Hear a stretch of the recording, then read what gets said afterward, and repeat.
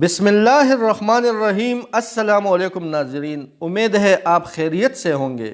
ناظرین، ذبح کا صحیح طریقہ یہ ہے کہ جانور کو قبل رخ لٹانے کے بعد بسم اللہ واللہ اکبر کہتے ہوئے تیزدار چھری سے جانور کے حلق اور لبہ کے درمیان ذبح کیا جائے اور گردن کو پورا کاٹ کر الگ نہ کیا جائے، نہ ہی حرام مغز تک کاٹا جائے بلکہ حلقوم اور مری یعنی سانس کی نالی اور اس کے اطراف کی خون کی رگیں جنہیں اوداج کہا جاتا ہے کاٹ دی جائے۔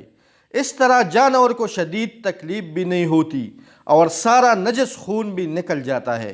اس طریقہ کے علاوہ باقی تمام طریقوں میں نہیں پورا خون نکلتا ہے اور جانور کو بلا ضرورت شدید تکلیف بھی ہوتی ہے۔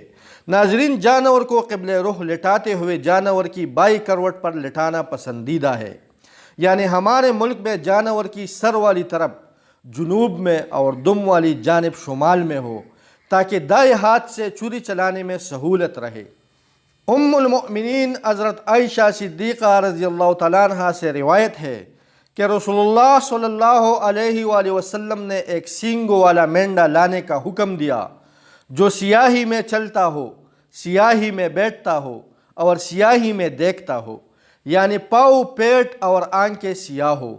پھر ایک ایسا مینڈا قربانی کے لیے لایا گیا تو آپ صلی اللہ علیہ وآلہ وسلم نے فرمایا کہ اے عائشہ چھری لاؤ، پھر فرمایا کہ اس کو پتھر سے تیز کرو، تو میں نے تیز کر کے دی۔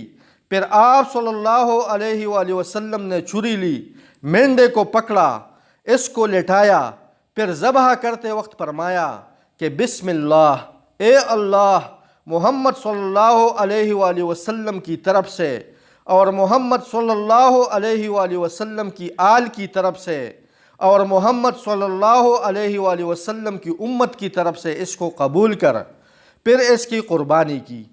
ناظرین، اس ویڈیو کے بارے میں آپ کا کیا رائے ہے؟ اپنا رائے ہمارے ساتھ کمنٹ باکس میں لازمی شیئر کریں۔